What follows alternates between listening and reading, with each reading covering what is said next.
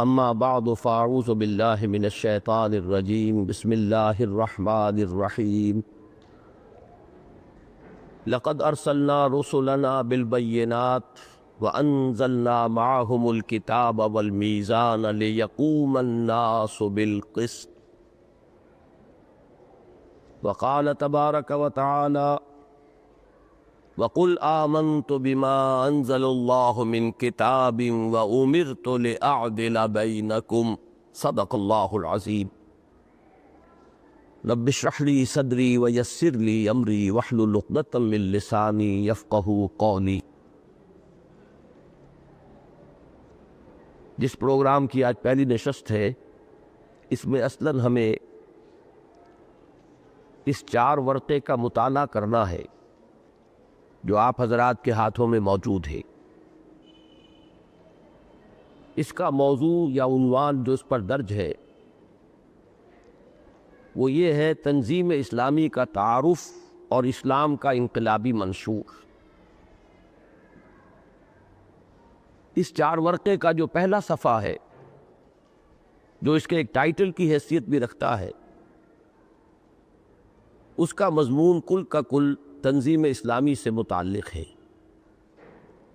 کہ تنظیم اسلامی کیا ہے اور کیا نہیں۔ کسی چیز کی وضاحت کے یہ دونوں پہلو ہیں، اس کی تعریف یا اس کی ڈیفینیشن کے لیے اسے جامع بھی ہونا چاہیے، مانع بھی ہونا چاہیے، یعنی اس شے کے تمام اجزاء کی وہ جامع ہو، وہ اس میں شامل ہو، اور کسی اور شے کا کوئی جز اس میں شامل نہ ہونے پائے، اس کے لیے وہ مانع ہو، منع کرنے والی۔ تو یہاں آپ نوٹ کیجئے کہ پہلا جملہ یہ ہے کہ تنظیم اسلامی نہ کوئی سیاسی جماعت ہے، نہ مذہبی فرقہ۔ یہ گویا کہ نفی ہے جس کے بعد اس بات ہوگا، اور یہ ایک عام اسلوب ہے، نفی کے بعد اس بات، لا الہ الا اللہ، نہیں ہے کوئی معبود مگر اللہ۔ اسی طریقے سے تنظیم اسلامی کیا نہیں ہے، پہلے اس کو 2 الفاظ کے حوالے سے واضح کیا جا رہا ہے کہ تنظیم اسلامی نہ کوئی سیاسی جماعت ہے، نہ مذہبی فرقہ۔ سیاسی جماعت سے یہاں مراد ہے معروف معنی میں سیاسی جماعت۔ ویسے تو کوئی باشعور انسان خالص غیر سیاسی نہیں ہو سکتا، اور کوئی بھی انسانوں کی تنظیم یا اجتماعیت 100% غیر سیاسی نہیں ہو سکتی اگر وہ باشعور انسانوں کی اجتماعیت ہے۔ لیکن در حقیقت یہاں نفی جو مطلوب ہے وہ مطلق سیاست کی نہیں، بلکہ معروف سیاست۔ معروف معنی میں سیاسی جماعت اسے کہا جاتا ہے جس کے پیش نظر کسی خطۂ ارضی میں، کسی ملک میں، کسی علاقے میں جو نظام قائم ہے، اس نظام کو اصولی طور پر تسلیم کرتے ہوئے صرف اس کے چلانے والی حکومت کو بدلنا پیش نظر ہو۔ یعنی معروف معنی میں سیاسی جماعت کسی نظام کو بدلنے کے لیے نہیں، بلکہ نظام کو چلانے والے ہاتھوں کو بدلنے کے لیے وجود میں آتی، اور اس کے لیے اس دور میں طریقہ جو معروف ہے وہ ہے انتخابات میں حصہ لینا۔ گویا کہ معروف معنی میں سیاسی جماعت وہ ہے جو ملک کی حکومت کو اپنے ہاتھ میں لینے کے لیے اور اپنے تصورات کے مطابق اس کا انتظام چلانے کے لیے اپنا ایک منشور دے کر خود انتخابات میں حصہ لیتی ہے۔ ان معروف معنی میں تنظیم اسلامی سیاسی جماعت نہیں ہے، اس لیے کہ ہم نے اپنے لیے یہ راستہ مستقلاً بند کر لیا ہے۔ اس کے لیے کیا اسباب ہیں، کیا وجوہات ہیں، یہ ایک علیحدہ موضوع ہے کہ جو اس وقت کی میری گفتگو کے دائرے میں نہیں آئے گا۔ دوسری چیز جس کی ہم نے نفی کی ہے، نہ ہی وہ مذہبی فرقہ ہے۔ ہمارے ہاں فرقے جو ہیں معروف، وہ یا تو فقہی مسالک کی بنیاد پر ہیں، یا کچھ اعتقادی توجیہات ہیں، بعض مسائل میں کچھ باریک اختلافات ہیں جس کی بنا پر فرقے وجود میں آئے۔ ان دونوں اعتبارات سے تنظیم اسلامی مذہبی فرقہ نہیں ہے، نہ یہ کسی ایک مخصوص فقہی مسلک پر مبنی ہے۔ ہمارے ہاں فقہی مسالک اہل سنت کے، ان میں اکثر و بیشتر لوگ جو ہے وہ حنفی ہے، اور بہرحال میں نہیں کہہ سکتا کہ کتنی تعداد ہے، لیکن ایک اقلیت ہے، قدر قلیل لوگ جو ہے وہ اہل حدیث مسلک کے ہیں، سلفی المسلک۔ باقی یہ کہ اہل تشیع ہیں، جن سے ہمارا فرق جو ہے وہ بہت زیادہ ہے، فرق اور بعد اعتقادات کا بھی، بنیادی تصورات کا بھی، وہ بہت زیادہ ہے۔ البتہ یہ کہ اہل سنت کے جتنے بھی مکاتب فکر ہیں فقہ کے، ان سب کو ہم تسلیم کرتے ہیں، حنفی، مالکی، شافعی، حنبلی، اور ان سب کے علاوہ سلفی المسلک یا اہل حدیث جنہیں معروف معنی میں کہا جاتا ہے، وہ سب اس تنظیم میں شامل ہو سکتے ہیں۔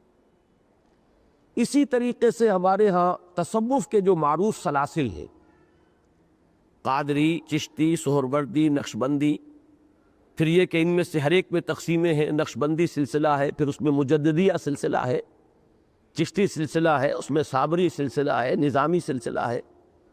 ان تمام سلاسل میں سے بھی کسی کے ساتھ کوئی مخصوص تعلق تنظیم اسلامی کا نہیں۔ کوئی شخص جو ان میں سے کسی سلسلے کے ساتھ منسلک ہو، وہ تنظیم میں شامل ہو سکتا ہے، بشرطے کہ اس تنظیم کا جو مقصد ہے وہ اس کے لیے کام کرنے کو اپنی زندگی کا نصب العین قرار دے لے۔ اسی طریقے سے ہمارے ہاں احناف جو مسلک کے، فقی مسلک کے اعتبار سے تو بہرحال وہ ایک ہی شے ہے، لیکن ان میں دو بڑے بڑے مکتبہ فکر ہیں، دیوبندی اور بریلوی۔ یہ بعض فروعات میں عقائد سے متعلق، بعض تفصیلات میں ان کے مابین اختلاف ہے۔ ہماری اس تنظیم کا ان میں سے بھی کسی کے ساتھ کوئی تعلق نہیں۔ یہ گویا کہ تشریح ہے اس پہلے جملے کی کہ تنظیم اسلامی نہ کوئی سیاسی جماعت ہے نہ مذہبی فرقہ۔ اب اس نفی کے بعد اس بات آ رہا ہے بلکہ ایک اسلامی انقلابی جماعت ہے۔ سب سے پہلے تو لفظ انقلاب کو سامنے رکھیے کہ انقلاب سے مراد ہوتا ہے کسی خطۂ ارضی، کسی ملک میں جو سیاسی، معاشی اور سماجی نظام قائم ہوتا ہے، اس میں کوئی بنیادی تبدیلی لانے کی کوشش۔ اگر وہ سماجی، سیاسی اور معاشی تینوں گوشوں میں تبدیلی ہو تو وہ تو گویا کہ جامع ترین انقلاب ہوگا، گمبھیر ترین انقلاب ہوگا۔ لیکن یہ کہ اگر ان تین میں سے کسی ایک گوشے میں بھی کوئی بنیادی تبدیلی آئے، سرسری نہیں، سطحی نہیں، بنیادی تبدیلی آئے، تب بھی اسے انقلاب سے تعبیر کیا جائے گا۔ جامع انقلاب، مکمل انقلاب تو تاریخ انسانی میں صرف ایک مرتبہ آیا ہے، اور وہ ہے محمد الرسول اللہ صلی اللہ علیہ وسلم کا، جن میں ہر شے بدل گئی۔ بلکہ نہ صرف یہ کہ نظام اجتماعی بدل گیا، بلکہ وہ چیزیں بھی بدل گئیں کہ جن کا تعلق افراد کے ساتھ ہے، یعنی عقائد، انفرادی اخلاقیات، عبادات کا نظام اور نظام عائلی، یہ تمام چیزیں جو ہے یہ تبدیل ہو گئیں، اور اس کے ساتھ ساتھ سماجی نظام بدل گیا، معاشی نظام بدل گیا، سیاسی نظام بدل گیا۔ بلکہ میں اس کی وضاحت کیا کرتا ہوں، میں سمجھتا ہوں کہ مناسب موقع ہے کہ بالعموم تو ہم یہ کہہ سکتے ہیں کہ انسانی زندگی دو حصوں میں اگر منقسم ہو، جو آج کا تصور ہے، انفرادی زندگی، اجتماعی زندگی۔ آج کا تصور یہ ہے جس کے لیے کہ لفظ سیکولرزم استعمال ہوتا ہے، کہ مذہب کا تعلق صرف انفرادی زندگی سے ہے، اجتماعی زندگی سے کسی مذہب کا کوئی تعلق نہیں۔ وہاں صرف کسی ملک کے رہنے والے اپنی اکثریت کی رائے سے جو چاہیں گے نظام بنائیں گے، اس میں کوئی ریفرنس، کوئی حوالہ کسی مذہب سے نہیں ہوگا۔ ہاں کسی ملک کے رہنے والوں کی اکثریت کوئی ایسی بات طے کرنا چاہے جو کسی مذہب میں، مذہب کے جز کی حیثیت رکھتی ہو، تو اس میں کوئی پابندی نہیں۔ سیکولرزم وہاں رکاوٹ نہیں ڈالے گا، لیکن وہاں اس بات کو مانے جانے کی دلیل یہ نہیں ہوگی کہ فلاں مذہب کا یہ حکم ہے، بلکہ دلیل یہ ہوگی کہ ہماری اکثریت یہ چاہتی ہے۔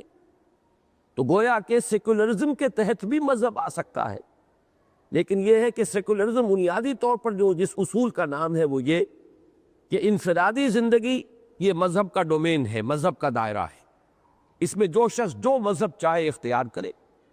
البتہ اجتماعی زندگی یعنی سماجی، سیاسی اور معاشی زندگی، اس میں کسی مذہب سے کوئی سروکار نہیں ہوگا۔ اصل دلیل یہ ہوگی کہ کسی ملک کے رہنے والوں کی اکثریت کیا چاہتی۔ اب ان دو حصوں کو بھی 3 میں تقسیم کر لیجئے تو یہ 3+3 3+3 کا ایک فارمولہ آپ کے سامنے آ جائے گا۔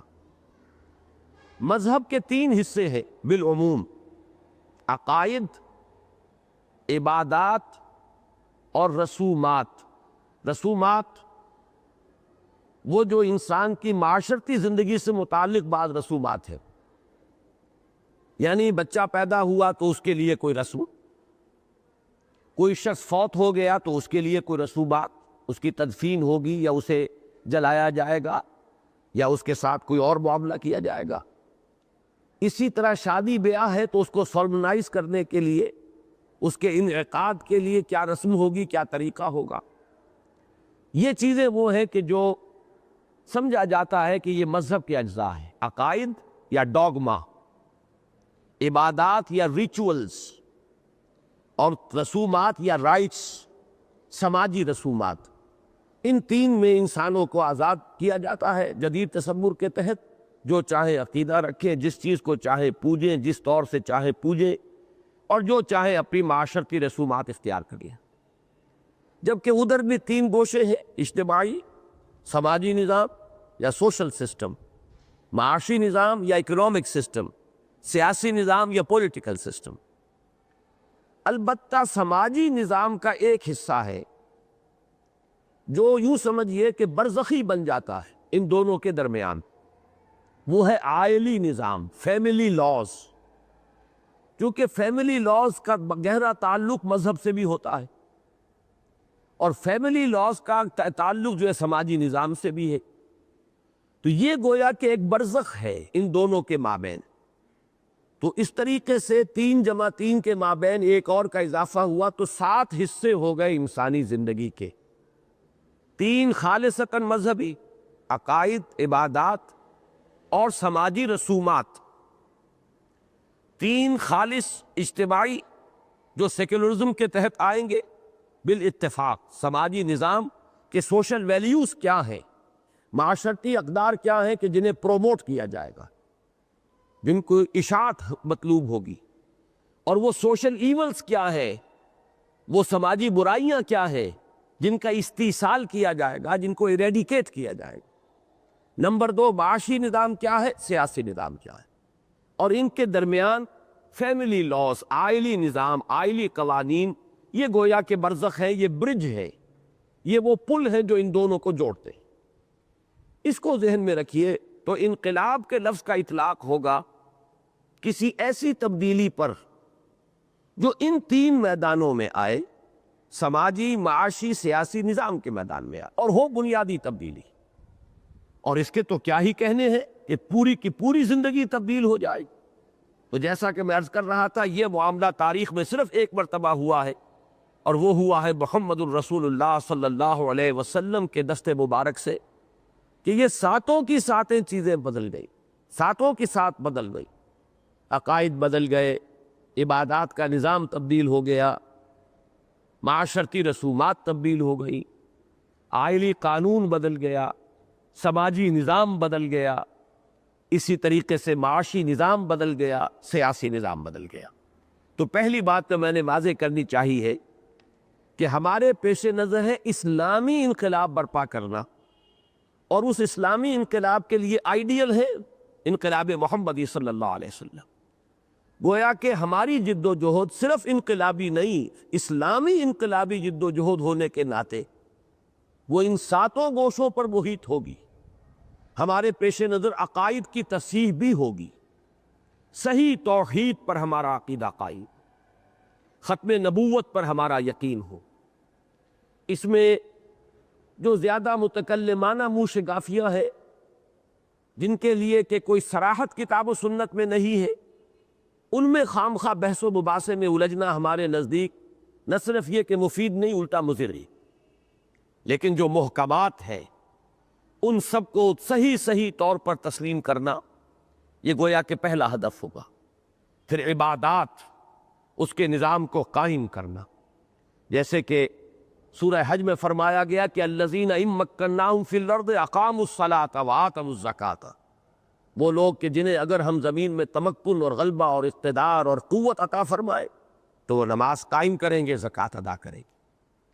تیسرے پھر یہ کہ رسومات میں بھی جو بدعات کا طومار آ گیا، نئی نئی رسومات جو ایجاد کر لی گئی، ان سب کے جنگل کو، جھاڑ جھکاڑ کو صاف کرنا، اور ہمیں ما انا علیہ و اصحابی وہ تمام نظام اختیار کرنا ان تمام معاشرتی جو ہماری رسومات ہیں ان کے ضمن میں، یعنی پیدائش کا معاملہ ہے تو عقیقہ ہے جو ثابت ہے، باقی اس کے بعد برتھ ڈے ہے اور مختلف چیزیں ہیں، ان سب کا خاتمہ کیا جانا چاہیے۔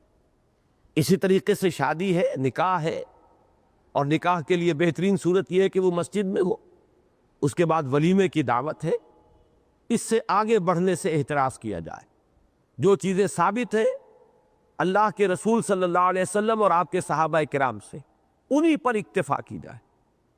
اسی طریقے سے تدفین ہے، تو جہاں تک نہلانا دھلانا ہے، میت کی تکفین ہے، اسے کفن دینا ہے، پھر اس کے لیے نماز جنازہ کا اہتمام ہے، یہ چیزیں ہیں کہ جو ثابت ہے، یا جو اس کے لواحقین ہیں ان کے لیے 3 وقت کے کھانے کا اہتمام کرنا ہے، یہ چیزیں ہیں جو سنت سے ثابت ہے۔ اس کے بعد کی رسومات یہ سب بعد کے اضافے، تو یہ 3 چیزیں بھی ہمارے اس دائرہ کار میں داخل ہیں، اس لیے کہ ہمارا انقلاب جو ہے وہ انقلاب محمدی صلی اللہ علیہ وسلم، جب وہ ہمارا مقصود و مطلوب ہے تو یہ تینوں چیزیں بھی اس میں لازماً شامل ہوں گی۔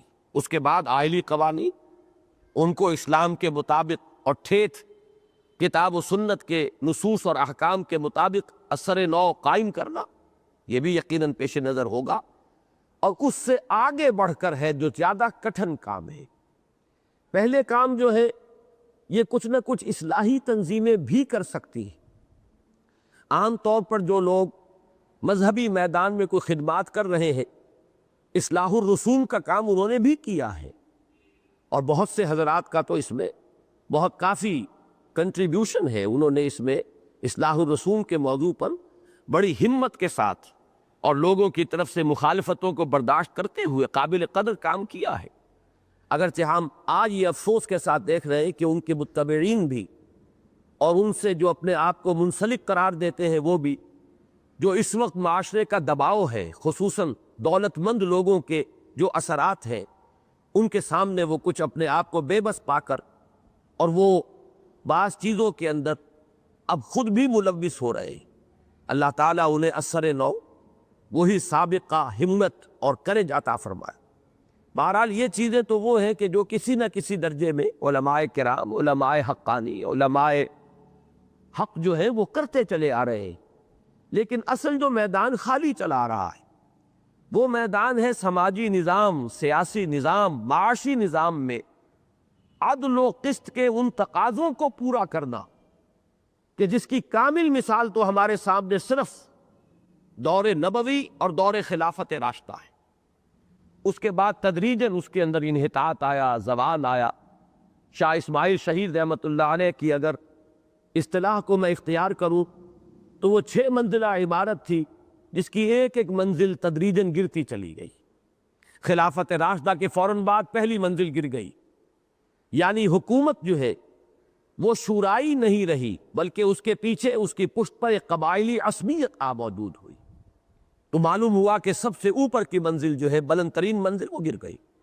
ہوتے ہوتے اور منزلیں بھی گریں، یہاں تک کہ وہ دور بھی آیا کہ مغربی اقوام ہم پر آ کر حکمران ہو گئی۔ ہمارا پورا جو گھروندا تھا، یوں سمجھیے جو عمارت تھی، وہ پوری کی پوری زمین بوس ہو گئی، کوئی نظام نہ رہا سوائے نظام عبادات کے، نماز اور روزہ رہ گیا۔ اور اسی کو بعض علماء نے بہت غنیمت قرار دیا، تو علامہ اقبال نے اس پر صحیح پھپتی چست کی کہ ملا کو جو ہے ہند میں سجدے کی اجازت، ناداں یہ سمجھتا ہے کہ اسلام ہے آزاد۔ معلوم یہ ہوا کہ اسلام کا صرف ایک جز ہے کہ جو آزاد رہا، باقی جو اس کا اجتماعی حصہ ہے وہ تو بالکل ختم ہو گیا، منہدم ہو گئے۔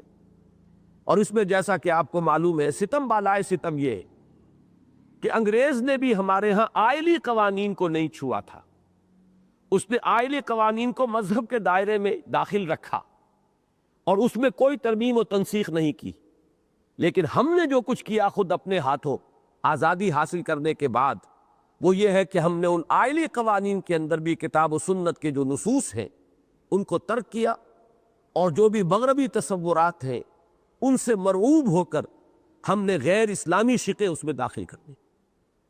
تو اب ہمارے سامنے کرنے کا جو اصل کام ہے وہ یہ ہے جس کے لیے اصلاً تنظیم اسلامی قائم ہوئی ہے، کہ اگرچہ طبعاً ہمیں وہ کام بھی کرنے ہیں، عقائد کی اصلاح بھی ہے، عبادات کے نظام کو بھی اثر نو صحیح بنیادوں پر استوار کرنا ہے، رسومات کے میدان میں بھی اصلاح کرنی ہے، لیکن یہ کہ اصل شے جو ہمارے پیش نظر ہے جس کے لیے تنظیم قائم ہوئی ہے وہ ہے اس اجتماعی نظام میں عدل و قسط کے ان تقاضوں کو اثر نو بتمام و کمال پورا کرنے کی کوشش، اور اس کے لیے پورے نظام کو جڑ سے بنیاد سے بدلنے کی سعی، کہ جو اقدار اور جو عدل و قسط کا معیار ہمیں اللہ تعالیٰ نے اپنے رسول صلی اللہ علیہ وسلم کی وساطت سے عطا فرمایا، اور جس کا کامل نمونہ دور نبوی اور دور خلافت راشدہ میں اس دنیا میں قائم ہوا۔ اس لیے اب دیکھیے کہ اس کے بعد کے الفاظ یہ ہیں، تنظیم اسلامی نہ کوئی سیاسی جماعت ہے نہ مذہبی فرقہ، بلکہ ایک اسلامی انقلابی جماعت ہے جو اولاً پاکستان اور بالآخر پورے کرۂ ارضی پر دین حق یعنی اسلام کے کامل نظام عدل و قسط کو غالب و قائم کرنا چاہتی ہے۔ اس میں پہلی بات بالکل واضح ہے، فطری ہے، کہ کوئی بھی انقلاب پہلے کسی محدود خطۂ ارضی میں آتا ہے، پوری عالمی سطح پر کوئی انقلاب یکدم برپا نہیں کیا جا سکتا۔ البتہ محدود سطح جو ہے اس کا تعین ہر دور کے تمدنی معیار کے مطابق ہوگا۔ مثال کے طور پر نبی اکرم صلی اللہ علیہ وسلم کے زمانہ مبارک میں عرب اگرچہ ایک ملک کی حیثیت رکھتا تھا، لیکن وہاں کوئی مرکزی حکومت قائم نہیں تھی، مختلف علاقوں پر مختلف قبائل کا اقتدار تھا، وہ ان میں گویا کہ علاقے منقسم تھے، اور قبائل کا اپنا ایک نظام تھا، شیخ قبیلہ۔ تو گویا کہ پورے ملک عرب میں کوئی مرکزی حکومت موجود نہیں تھی۔ اس اعتبار سے نبی اکرم صلی اللہ علیہ وسلم نے ابتداءً اپنی دعوت کو مکہ مکرمہ تک محدود رکھا۔ اگر وہیں پر آپ کو اتنی طاقت مل جاتی کہ آپ وہاں کے نظام کو بدل دیتے تو گویا کہ مکہ مکرمہ ہی سے ایک شہری ریاست، شہری اسلامی ریاست کا آغاز ہو جاتا، اور اسی سے وہ دعوت پھر آگے پھیلتی۔ اللہ تعالیٰ کو اس کی حکمت میں یہ جو سعادت تھی یہ یثرب کے لیے مقدر تھی، کہ جو مدینۃ النبی بنا اور ہجرت دار الہجرت بنا، اور نبی اکرم صلی اللہ علیہ وسلم وہاں تشریف لائے اور پہلی ایک چھوٹی سی اسلامی ریاست مدینہ منورہ میں قائم کی۔ وہاں بھی یہ بات ذرا تفصیل میں، اگرچہ یہ موقع نہیں ہے لیکن ذہن میں آ گئی تو بیان کر دوں، کہ فوراً جس معنی میں ہم حکومت کہتے اس معنی میں حکومت قائم نہیں ہو گئی تھی حضور کی، وہاں بھی وقت لگا ہے، اس لیے کہ اوس اور خزرج کے دونوں قبیلوں نے تو حضور کو اپنا سربراہ مان لیا تھا، اگرچہ ان میں سے بعض منافقین بھی تھے جنہوں نے دل سے نہیں مانا۔ خزرج کا سب سے بڑا رئیس جو ہے عبداللہ ابن ابی، اس نے مجبوراً مانا، اور وہی شخص ہے کہ جو سب سے بڑا منافق ثابت ہوا بعد میں، اور وہ سب سے بڑا سردار تھا خزرج کا۔ لیکن یہ ہے کہ دوسرے سعد ابن عبادہ تھے رضی اللہ تعالیٰ، انہوں نے دل سے تسلیم کیا۔ اوس کے سب سے بڑے رئیس سعد ابن معاذ تھے رضی اللہ تعالیٰ عنہ، اور ان کا تو مقام جو ہے انصار میں بالکل وہی ہے جو مہاجرین میں ابو بکر صدیق کا ہے رضی اللہ تعالیٰ عنہ، بہت اونچا مقام۔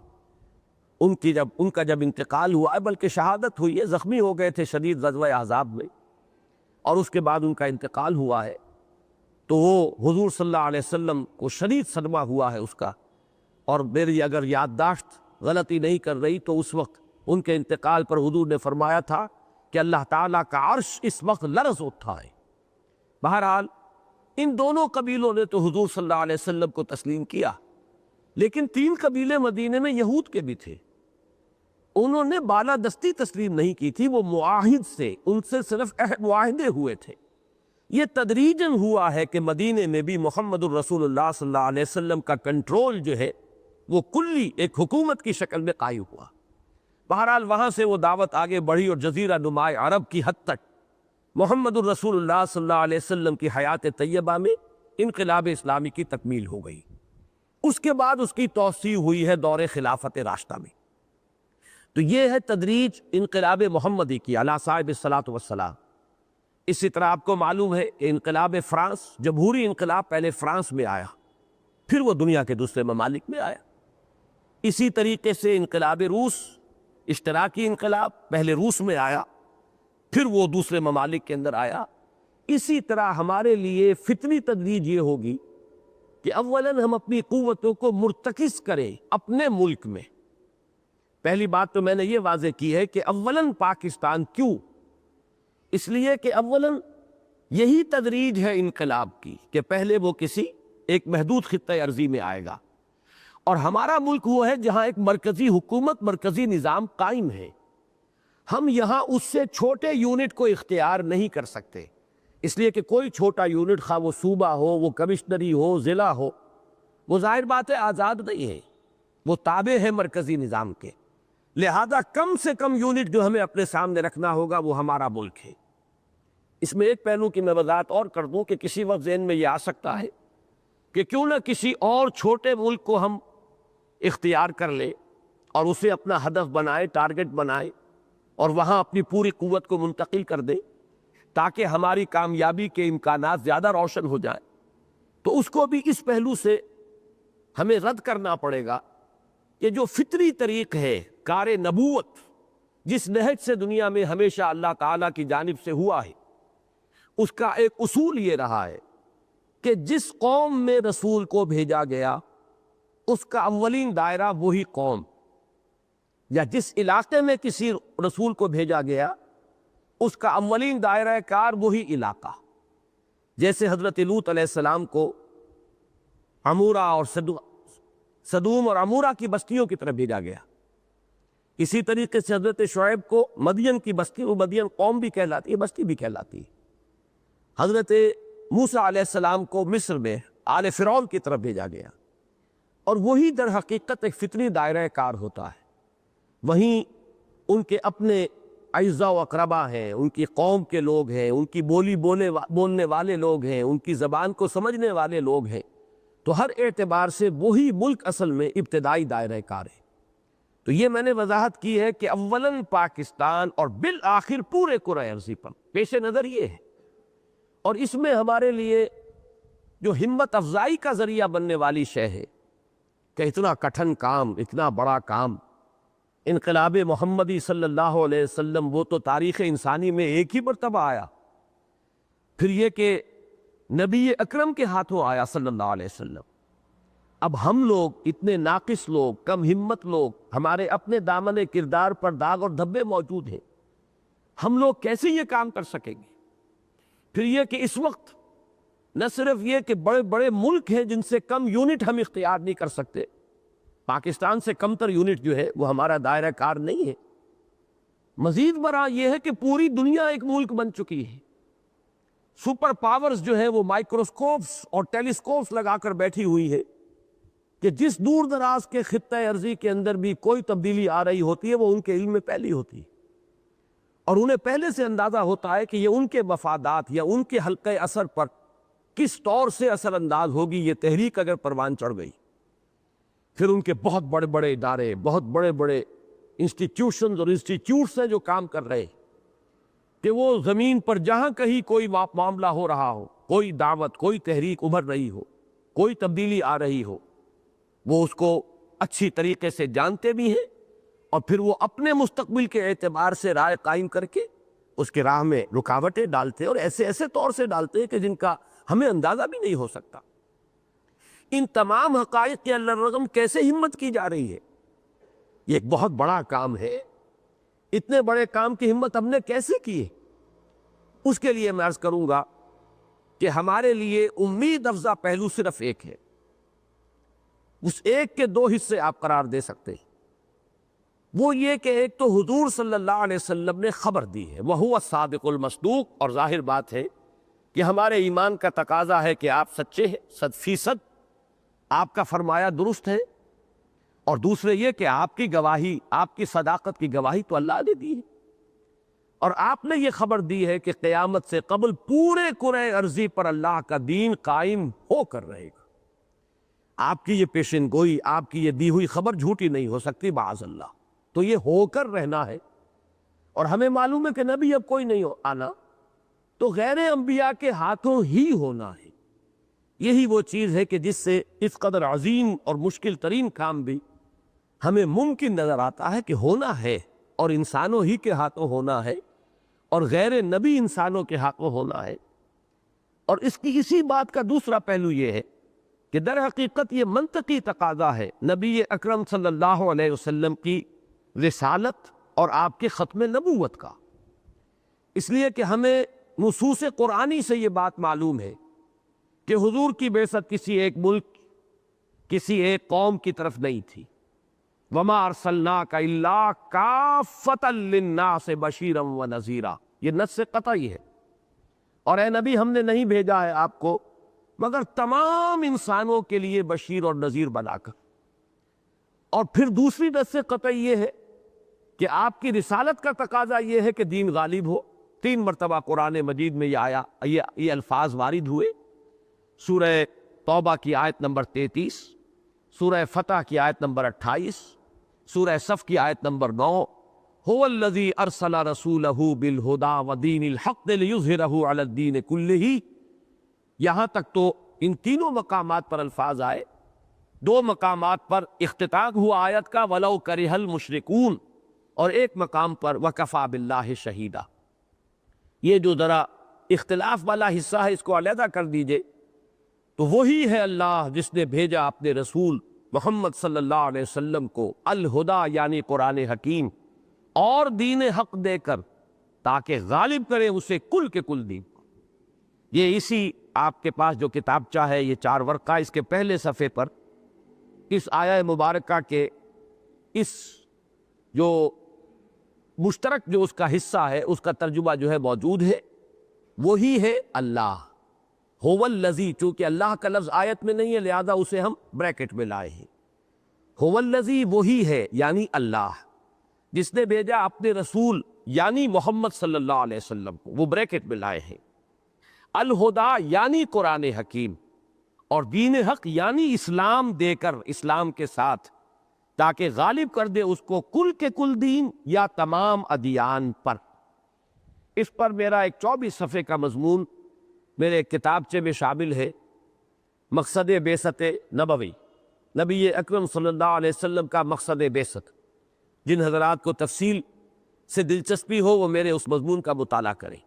پھر یہاں حوالہ بھی ہے، سورہ توبہ آیت نمبر 33، سورہ فتح آیت 28، سورہ صف آیت نمبر 9۔ تو معلوم یہ ہوا کہ ہمارے پیش نظر اسلامی انقلاب برپا کرنا ہے، پہلے اپنے ملک پاکستان میں اور پھر پوری دنیا پر۔ ہمارا ہدف آخری جو ہے، ہماری منزل آخری جو ہے، وہ تو ہے پوری دنیا پر اللہ کے دین کا غلبہ۔ لیکن اللہ کے دین کے غلبے کا مفہوم کیا ہے؟ اب یہ آخری سینٹنس ہے، یعنی اسلام کے کامل نظام عدل و قسط کو غالب و قائم کرنا۔ اس کی میں تھوڑی سی وضاحت کرنا چاہتا ہوں۔ یہ نظام عدل و قسط، اس سے مراد کیا ہے؟ اس ضمن میں اس عدل اور قسط کی جو اہمیت ہے اسلام میں، اس کے لیے چند آیات کا میں حوالہ دوں گا، اور آپ حضرات کو مشورہ دوں گا کہ یہ حوالے اچھی طریقے سے نوٹ کر کے انہیں یاد کیجیے۔ پہلی بات تو یہ نوٹ کیجیے کہ اردو زبان میں سب سے زیادہ کثیر الاستعمال لفظ ہے انصاف۔ اسی لیے سوشل جسٹس کا ترجمہ ہوتا ہے سماجی انصاف۔ انصاف عربی کا لفظ ہے لیکن قرآن مجید نے اسے استعمال نہیں کیا۔ اس کی وجہ یہ ہے کہ یہ لفظ بنا ہے نصف سے۔ نصف کا لفظ قرآن میں آیا ہے 5 مرتبہ، اور پھر اضافت کے ساتھ نصفہ یا نصف ہی، یہ 2 مرتبہ، گویا کہ 7 مرتبہ لفظ نصف تو آیا ہے۔ باقی اس لفظ سے کوئی اور مشتق، کوئی دوسرا لفظ قرآن میں نہیں آیا، اس لیے کہ انصاف کے لفظی معنی ہوں گے 2 برابر حصوں میں تقسیم کر دینا۔ یہ در حقیقت ایک بالکل غیر فطری شے۔ مساوات جس معنی میں کہ دنیا میں یہ لفظ استعمال ہوتا ہے، بالخصوص معاشی نظام میں مساوات، یہ بالکل انہونی بات ہے، یہ بالکل ایک نظریاتی سی بات ہے، نظری سی بات ہے۔ برابر برابر کر دینا، دو حصوں میں نصف نصف کر دینا، یہ چونکہ فطرت کے اعتبار سے یہ بالکل ایک غیر منطقی اور غیر فطری بات ہے، لہذا قرآن نے اس لفظ کو استعمال نہیں کیا۔ دوسرا لفظ جو قرآن مجید میں بھی استعمال ہوا ہے اور عام طور پر اردو میں بھی مستعمل ہے، وہ لفظ عدل ہے۔ عدل کے معنی ہے کسی شے کے برابر کر دینا، انصاف کے معنی تو یہ کہ کسی شے کو برابر برابر دو حصوں میں تقسیم کر دینا۔ بعض معاملات میں تو انصاف ہی ہوگا، اگر کوئی شخص فوت ہو گیا ہے اور اس کے دو ہی بیٹے ہیں وارث، تو برابر برابر وراثت تقسیم ہو جائے گی، لیکن ہر معاملے میں انصاف نہیں ہے، بیٹی کو برابر حصہ نہیں ہے، لہذا انصاف ہر جگہ پر اس کا اطلاق اسلامی نظام عدل اجتماعی میں نہیں ہوگا، بلکہ یہ کہ وہ اپنی جگہ پر جہاں جہاں وہ لفظ جو ہے اس کا اطلاق ہو سکتا ہے بس وہیں تک محدود رہے گا۔ البتہ عدل کا لفظ جو ہے وہ کسی قدر کثرت کے ساتھ آیا، لیکن عدل کے معنی کیا ہے؟ کسی شے کو کسی دوسری شے کے برابر کر دینا۔ اس معنی میں یہ لفظ قرآن مجید میں سورہ انعام کی پہلی آیت میں مقام ذم میں آیا ہے، ناپسندیدہ شے کی حیثیت سے یہ لفظ استعمال ہوا ہے۔ پہلی آیت مبارکہ ہے الحمدللہ الذی خلق السماوات والارض وجعل الظلمات والنور ثم الذین کفروا بربہم یعدلون۔ کل ثنا اور کل شکر اس اللہ کے لیے ہے جس نے آسمانوں اور زمین کو پیدا فرمایا اور تاریکیاں اور روشنی بھی بنائی، پھر بھی وہ لوگ کہ جو کفر کرتے ہیں اپنے رب کے ساتھ، وہ اپنے رب کے ساتھ برابر کیے دے رہے ہیں دوسری ہستیوں کو، یعنی شرک کے لیے یہ لفظ آیا کہ اللہ کے ہم پلہ بنا دینا، اللہ کے برابر کر دینا، اللہ کے مساوی قرار دے دینا کسی بھی اعتبار سے، یہ شرک ہے۔ اسی طرح جیسے کہ حدیث میں آیا ہے عُدِلَتْ شہادت الزور بِإِشْرَاكٍ بِاللَّهِ، حضور صلی اللہ علیہ وسلم فرماتے ہیں کہ جھوٹی گواہی برابر قرار دی گئی ہے اللہ کے ساتھ شرک کرنے کی۔ جھوٹی گواہی اتنا ہی بڑا جرم ہے جتنا بڑا جرم اللہ کے ساتھ کسی کو شریک کر دینا۔ تو یہاں عدل کے معنی ہے کسی کو کسی شے کے برابر کر دینا۔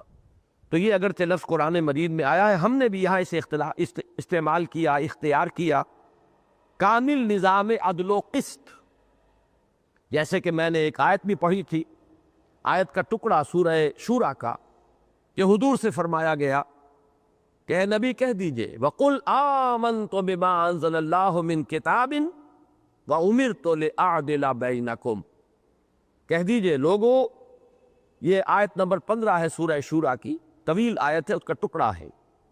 کہہ دیجئے اے نبی کے لوگو، میں تو پختہ ایمان رکھتا ہوں اس کتاب پر جو اللہ نے نازل فرمائی، اور مجھے حکم ہوا ہے کہ تمہارے مابین عدل بن۔ تو عدل کا لفظ قرآن مجید میں آیا ہے، لیکن جس مفہوم پر اس وقت ہم گفتگو کر رہے ہیں، عدل اجتماعی، اس کے لیے قرآن مجید کی اصل اصطلاح ہے قسط، اور یہ لفظ وہ ہے کہ جو اردو میں بہت کم مستعمل ہے۔ اردو دان لوگ اسے بہت کم جانتے ہیں کہ اس کا اصل مفہوم کیا ہے۔ قسط اصل میں عربی زبان میں کہتے ہیں کسی کے جائز حصے کو، نصیب بالعدل، کسی کا حصہ جو عدل کے ساتھ، یعنی بیٹی کا حصہ اگر آدھا ہے تو چونکہ اللہ تعالیٰ ہی عادل ہے، اس کے لیے وہاں حصہ ہی نصف ہے بیٹے کے مقابلے میں، تو عدل کا تقاضا یہی ہوگا، قسط کا تقاضا یہ ہوگا کہ اسے نصف دیا جائے۔ جو بھی کسی کا جائز نصیب ہے، جو بھی کسی کا جائز حصہ ہے، وہ قسط کہلائے گا۔ اور لطف یہ ہے، یہ لفظ چونکہ آپ حضرات وہ ہیں کہ جو کوشش کریں گے کہ ان مضامین کو سمجھ کر پھر آگے بیان کریں، اس لیے ان معاملات کو میں ذرا تفصیل سے بیان کر رہا ہوں کہ اس میں عجیب لفظ یہ ہے کہ قسطہ جب آئے گا، قسطہ یقسطو، اس کے معنی ہوں گے کسی کے حصے کو ہڑپ کر لینا۔ کسی اور کا حصہ تھا، وہ آپ نے ضبط کر لیا، ہضم کر لیا، ہڑپ کر لیا، لہذا قاسط کے معنی ہے نا انصاف، ظالم، ظلم کرنے والا، دوسرے کے جائز حق کو ہڑپ کر جانے والا۔ البتہ جب یہ باب افعال سے آتا ہے اقسط یقسط اقساطا فہو مقسط، وہاں اب اس کے معنی ہے دوسروں کو اس کا جائز حصہ دینا، اور یہ ہے قسط۔ اور یہ اس میں فاعل بنے گا مقسط. یہ دو اگرچہ مادہ ایک ہی ہے لیکن ثلاثی مجرد میں آیا تو اس کے معنی ظلم ہے، دوسروں کے جائز حصے کو ہڑپ کر جانا. اور جب باب افعال سے آئے گا ثلاثی مزید فی میں تو اس کے معنی ہوں گے عدل، انصاف، اردو میں جسے انصاف کہتے ہیں، یعنی کسی کا جائز حق اس کو پہنچا دینا. اب اس کی ہمارے دین میں جو اہمیت ہے اسے سمجھیے. بلکہ یہاں لفظ قسط کے لیے ایک بات اور نوٹ کر لیجئے کہ اس کے اصل میں ہماری زبان میں اگر اس کا ہم مفہوم بیان کریں تو قریب ترین لفظ آئے گا توازن. قسط کا لفظ قریب ترین توازن کے ہیں. اسی لیے دیکھیے سورہ رحمان کے آغاز میں جہاں کائناتی توازن، آفاقی توازن، کاسمک بیلنس کا تذکرہ آیا ہے وہاں یہ لفظ آیا ہے. وَالسَّمَاءَ رَفَعَهَا وَوَضَعَ الْمِيزَانَ أَلَّا تَطْغَوْا فِي الْمِيزَانِ وَأَقِيمُوا الْوَزْنَ بِالْقِسْطِ وَلَا تُخْسِرُوا الْمِيزَانَ. اور یہ کاسمک بیلنس ہمیں معلوم ہے کہ اس میں فاصلے برابر برابر نہیں ہیں. مختلف جو اجرام سماویہ ہیں، جو کرے ہیں بڑے بڑے جو فضا میں تیر رہے ہیں، ان کے فاصلے مختلف ہیں. ان فاصلوں ہی کے اعتبار سے ان کے انورس پروپورشن جو ہے اس کی عکسی نسبت کے ساتھ وہ قوت ہے کشش باہمی کی جو انہیں ایک دوسرے کو کھینچ رہی ہے، اور ان کے توازن سے یہ نظام قائم ہے. تو گویا کہ قسط کے قریب ترین تصور جو ہے وہ توازن ہے. یہی وجہ ہے وزنوا بالقسطاس المستقیم. یہ بھی توازن ہوتا ہے جب میزان کے اندر، چونکہ اس کے دونوں بازو جو ہے میزان کے برابر ہوتے ہیں، لہذا دونوں پلڑوں میں جب آپ مساوی وزن ڈالیں گے تو وہ دونوں پلڑے جو ہے وہ جو ڈنڈی ہے سیدھی ہوگی. فرض کیجئے کہ ایک میزان ایسی ہے جس کا ایک بازو بڑا ہے ایک چھوٹا ہے، تو اب آپ کو معلوم ہے کہ چھوٹے بازو والے پلڑے میں زیادہ وزن ڈالیں گے اور بڑے بازو والے پلڑے میں کم وزن ڈالیں گے تب یہ قسطاس سیدھی رہے گی، تب یہ ڈنڈی سیدھی رہے گی. تو توازن میں ہمیشہ برابری نہیں ہوتی. ایک شخص کمزور ہے، ایک قوی ہے، کوئی کام کرنا ہے، آپ برابر برابر اگر کام ایلوکیٹ کر دیں گے، برابر برابر بوجھ ڈال دیں گے تو یہ انصاف کے منافی ہے، یہ عدل کے خلاف ہے. قسط کا تقاضا یہ ہوگا کہ جو کمزور ہے اسے کم کام دیا جائے، جو قوی ہے اسے کام زیادہ دیا جائے. یہ گویا کہ قسط کا اصل مفہوم ہے. یہی وجہ ہے کہ سورہ حدید کی جو آیہ مبارکہ میں نے تلاوت کی تھی اس میں بھی میزان کے بعد لفظ قسط آیا ہے. لقد ارسلنا رسلنا بالبینات، آیت نمبر 25. ہم ہی نے بھیجا اپنے رسولوں کو بینات کے ساتھ، معجزات کے ساتھ، روشن تعلیمات کے ساتھ. وَأَنزَلْنَا مَعَهُمُ الْكِتَابَ وَالْمِيزَانَ لِيَقُومَ النَّاسُ بِالْقِسْطِ. اور ہم نے اتاری ان کے ساتھ اپنی کتاب بھی اور میزان بھی تاکہ قائم رہے لوگ عدل اور انصاف پر. یہاں لفظ قسط آیا ہے میزان کے ساتھ. اور اسی طریقے سے سورہ شورى میں بھی اس کی آیت نمبر 17 ہے اللہ الذی انزل الکتاب بالحق والمیزان. اللہ ہی ہے کہ جس نے حق کے ساتھ کتاب بھی نازل فرمائی اور میزان بھی نازل فرمائی. تو لفظ قسط کے ساتھ ایک توازن کا تصور جو ہے اس کو اپنے ذہن میں لازم و ملزوم کے ساتھ قائم فرما لیں. اب میں چند آیات آپ کو سنانا چاہتا ہوں کہ ہمارے دین میں اس قسط کی اہمیت کیا ہے. سب سے پہلی بات ہمارے دین میں اس کی جڑ اور بنیاد جو ہے وہ ذات و صفات باری تعالی. ایمان جڑ ہے دین کی. ایمان کا خلاصہ ایمان مجمل ہے، اور ایمان مجمل میں کیا ہے؟ آمنت باللہ کما ہوا باسمائہ و صفاتہ وقبلت جمیع احکامہ اقرار باللسان و تصدیق بالقلب. تو پہلی بات یہ نوٹ کیجئے سورہ آل عمران کی آیت نمبر 18. اللہ تعالیٰ کی ایک نہایت اہم شان یہ ہے، اللہ کی ایک بہت بڑی صفت یہ ہے کہ وہ عدل کا اور قسط کا قائم کرنے والا ہے. شہد اللہ انہ لا الہ الا ہوا والملائکۃ واولو العلم قائما بالقسط. اللہ نے گواہی دی ہے کہ اس کے سوا کوئی معبود نہیں، اور یہی گواہی فرشتوں نے دی ہے، یہی اولو العلم کی گواہی ہے جو بھی صاحب فہم و شعور ہے، اور وہ عدل کا قسط کا قائم کرنے والا ہے. اس کے بعد ہمارے تصورات دینی میں اہم ترین تصور نبوت و رسالت ہے۔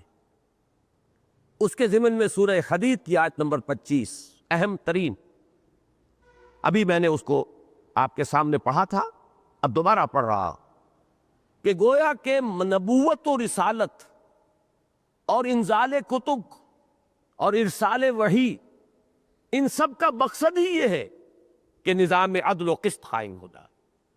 لقد ارسلنا رسلنا بالبینات، ہم نے بھیجا اپنے رسولوں کو واضح نشانیوں کے ساتھ۔ اس سے مراد معجزات بھی ہو سکتے ہیں، اور اس سے مراد وہ بنیادی تعلیمات، ایمانیات جو فطرت انسانی کی جانی پہچانی ہے۔ وَأَنزَلْنَا مَعَهُ الْكِتَابَ وَالْمِيزَانَ، ان کے ساتھ ہم نے کتاب بھی اتاری، میزان بھی اتاری۔ یہ سب کچھ کس لیے کیا؟ لِيَقُومَ النَّاسُ بِالْقِسْطِ، تاکہ لوگ عدل اور قسط پر قائم۔ یہاں تو لفظ قسط آیا ہے، صرف پہلی آیت جو میں نے پڑھی اس میں بھی لفظ قسط ہے، لیکن چونکہ لفظ قسط زیادہ ہمارے ذہنوں میں نہیں ہے اور ہمارے ذہن اس سے زیادہ مانوس نہیں ہے، اس لیے میں عدل کا اضافہ کر رہا ہوں، ورنہ اصل اصطلاح قسط ہے۔ قائما بالقسط لیقوم الناس بالقسط۔ اب تیسرے نمبر پر جو ہماری امت مسلمہ ہے، جو اب قائم ہوئی ہے نبوت و رسالت محمدی صلی اللہ علیہ وسلم کی بنیاد پر، اور جس کا اصل اصول توحید خداوندی ہے، اس امت کا جو مشن ہے اسے بیان کیا گیا ہے۔ سورہ نساء میں فرمایا یا ایھا الذین آمنوا کونوا قوامین بالقسط شہداء للہ ولو علی انفسکم او الوالدین والاقربین، اہل ایمان بن جاؤ قسط کو، انصاف کو، عدل کو قوت کے ساتھ لے کر کھڑے ہونے والے، قوامین بالقسط، قائم کرنے والے عدل اور انصاف کے، عدل و قسط کے، اور اللہ کے گواہ بن کر شہداء للہ، خواہ یہ گواہی اللہ کے حق میں اور یہ عدل و قسط کا قیام خواہ تمہارے اپنے مفادات کے خلاف جا رہا ہو، ولو علی انفسکم او الوالدین، یا تمہارے والدین کے خلاف جا رہا ہو، والاقربین، خواہ تمہارے رشتہ داروں کے خلاف جائے۔ اب دیکھیے یہاں الفاظ آئے کونوا قوامین بالقسط شہداء للہ، اس سورہ نساء کا جوڑا ہے سورہ مائدہ، اس کی آیت نمبر 8 میں فرمایا یا ایھا الذین آمنوا کونوا قوامین للہ شہداء بالقسط، اہل ایمان بن جاؤ اللہ کے لیے پوری قوت کے ساتھ کھڑے ہونے والے، قوامین للہ، شہداء بالقسط، اور قسط کے گواہی دینے والے۔ اور یہاں اضافہ کیا کہ وَلَا يَجْرِمَنَّكُمْ شَنَآنُ قَوْمٍ عَلَىٰ أَلَّا تَعْدِلُوا اعْدِلُوا هُوَ أَقْرَبُ لِلتَّقْوَىٰ، دیکھنا تمہیں کسی قوم کی دشمنی اس بات پر آمادہ نہ کر دے کہ تم عدل نہ کرو، انصاف نہ کرو، تم ناانصافی پر اتر آؤ، اعدلوا، عدل کرو، هو اقرب للتقویٰ، وہی تقویٰ سے قریب تر ہے، وہی تقویٰ سے مناسب ہے، نسبت صحیح رکھنے والا ہے۔ اس کے علاوہ سورہ آل عمران میں فرمایا ان الذین یکفرون بآیات اللہ ویقتلون النبیین بغیر حق ویقتلون الذین یامرون بالقسط فبشرہم بعذاب علیم، یقیناً وہ لوگ جو اللہ کی آیات کا انکار کرتے ہیں اور جو نبیوں کو قتل کرتے رہے ہیں ناحق، اور جو ان کو بھی قتل کرتے رہے کہ جو قسط کا حکم دینے والے تھے، تو ان کو بشارت دے دیجئے اے نبی ایک دردناک عذاب کی۔ تو یامرون بالقسط، حکم دینے والے قسط کے، یہ گویا کہ مقام مدح میں آیا ہے، اللہ کو اپنے وہ بندے پسند ہیں۔ اسی طرح فرمایا گیا قل امر ربی بالقسط، سورہ اعراف، کہہ دیجئے میرے رب نے تو حکم دیا قسط کا۔ پھر میں وہ عرض کروں گا وہ ایک توازن حقوق و فرائض کا، جس کے بارے میں تفصیلی گفتگو آئندہ کل سے شروع ہوگی۔ اسی طریقے سے سورہ مائدہ کی آیت نمبر 42 وَإِنْ حَكَمْتَ فَاحْكُمْ بَيْنَهُمْ بِالْقِسْطِ إِنَّ اللَّهَ يُحِبُّ الْمُقْسِطِينَ، اور اے نبی اگر آپ ان کے درمیان فیصلہ کریں تو پھر انصاف، اب میں لفظ انصاف اردو کا بول رہا ہوں، میں عرض کر چکا ہوں قرآن نے تو یہ لفظ اختیار ہی نہیں کیا، قسط کے ساتھ، عدل کے ساتھ آپ فیصلہ کیجئے، اور اللہ کو تو یقیناً جو قسط کرنے والے ہیں جو لوگوں کو ان کا جائز حق پہنچانے والے ہیں، اللہ کو ان سے محبت ہے۔ یہ الفاظ ان اللہ یحب المقسطین قرآن مجید میں 3 جگہ آئے، جیسا کہ ابھی میں نے عرض کیا، سورہ مائدہ کی آیت نمبر 42، سورہ ممتحنہ کی آیت نمبر 8 اور سورۃ الحجرات کی آیت نمبر 9 میں فرمایا کہ جب مسلمانوں کے 2 گروہوں کے مابین اختلاف ہو جائے، جھگڑا ہو جائے، وَإِن طَائِفَتَانِ مِنَ الْمُؤْمِنِينَ اقْتَتَلُوا فَأَصْلِحُوا بَيْنَهُمَا، ان کے مابین صلح کراؤ۔ فَإِن بَغَتْ إِحْدَاهُمَا عَلَى الْأُخْرَى فَقَاتِلُوا الَّتِي تَبْغِي حَتَّى تَفِيءَ إِلَىٰ أَمْرِ اللَّهِ، اس کے بعد بھی اگر کوئی ایک فریق دوسرے پر زیادتی کرے تو پھر لڑو اس فریق سے جو زیادتی کرنے والا ہے، یہاں تک کہ وہ لوٹ آئے اللہ کے حکم کی طرف، یعنی صلح کی طرف۔